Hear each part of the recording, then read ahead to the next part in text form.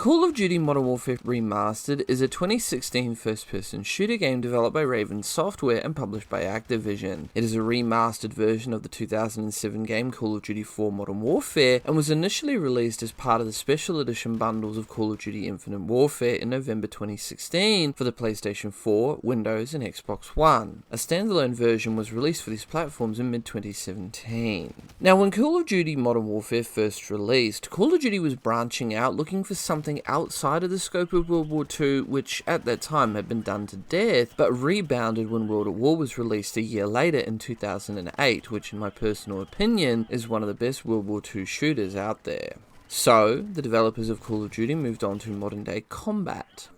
The story for this game centers around what would happen should a war between Russia and the United States break out. It starts off with Imram Zakhaev, leader of the ultra-nationalists, an extremely dangerous paramilitary terrorist organization who are hell-bent on destroying America by any means necessary, launch a coordinated attack. You play as Soap McTavish, who joins a special group called 141, led by Captain John Price, who would go on to become a well-known character in the Call of Duty franchise. You also play as other characters as you progress through the story.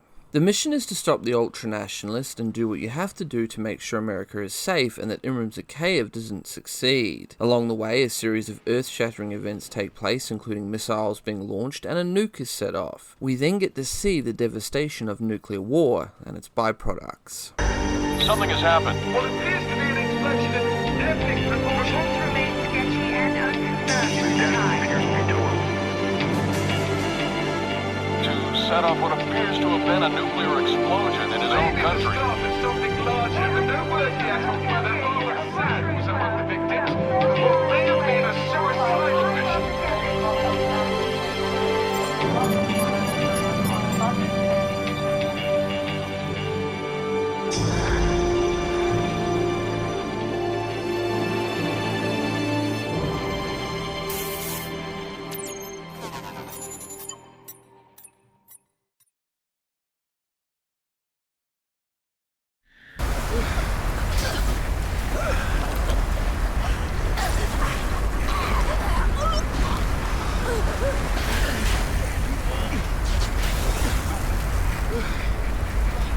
As far as remasters go, this game looks absolutely amazing. The graphics and details have had a complete overhaul and looks more realistic than its PS3, Xbox 360 counterparts.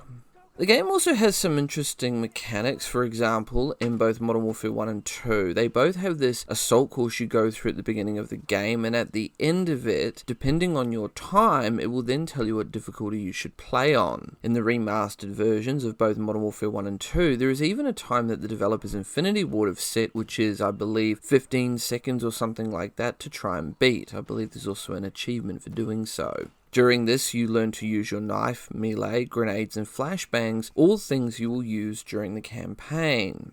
Another awesome addition was two achievements I discovered in both remasters. The first one was during the mission All Gillied Up. If you shoot the car containing Vladimir Makarov, the antagonist of the two sequels, an achievement will pop up saying you stopped the events of the next two games in the series. In Modern Warfare 2, if you shoot General Shepard in the training area, an achievement will pop up saying you stopped the preceding events of Modern Warfare 2 and 3, which I thought was a nice touch to add into the remasters and something that you may not know about when you play through the games again for a second time. This game also has some awesome moments, such as one late game mission where you get to blow up this massive metal pylon and watch as it falls down and crashes into the valley below.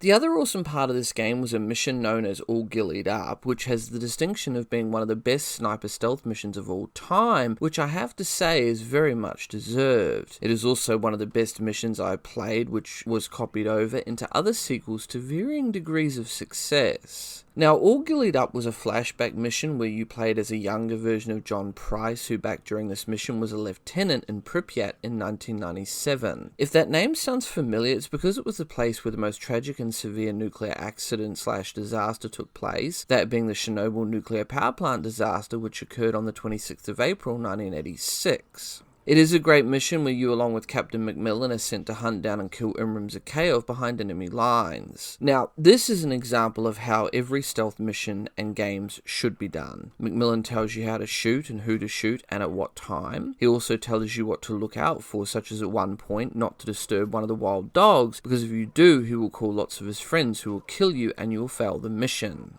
You also work as a team to take people down. He will also spot enemies for you. I can honestly say I have never loved stealth games or missions because they have always had some devious caveat attached to it that made the game more level frustrating to do, like not being allowed to alert the enemies or it is game over, which I brought up in my Modern Warfare 2 2022 review if you'd like to check that out. However, in making this mission, they, the developers, did everything perfectly.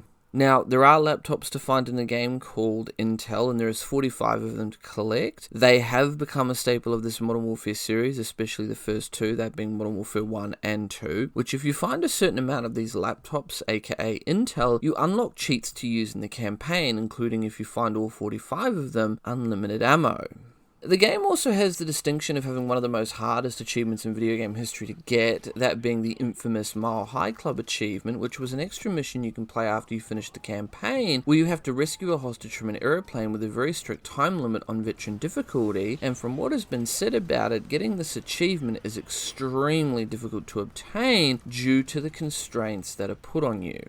Now, even though this game did well and was well received, Modern Warfare Remastered became the subject of a fair bit of controversy following Activision's decisions to initially release it only as part of a bundle, including microtransaction, and in the eyes of players, overcharge for both the downloadable content and standalone versions of the game. So, before its release, many criticised Activision's initial decision to make Modern Warfare Remastered available only for purchase through a special edition of Infinite Warfare. Critics recognised that the Modern Warfare Remastered appealed highly to fans and saw bundling the game as anti-consumerist, forcing players to pay more than necessary. Hardcore Gamer even called the move sickening. Opinions of Modern Warfare Remastered's microtransactions post-release, particularly surrounding the implementation of new guns not seen in Modern Warfare, were mixed. Hardcore Gamer was disappointed the guns were locked behind a paywall and relied heavily on opening supply drops to obtain them. Conversely, in 2019, Kotaku wrote that while the game's loot box system had flaws and required performing repetitive tasks for those unwilling to spend money, it felt more rewarding and less exploitive than those offered by subsequent Call of Duty games.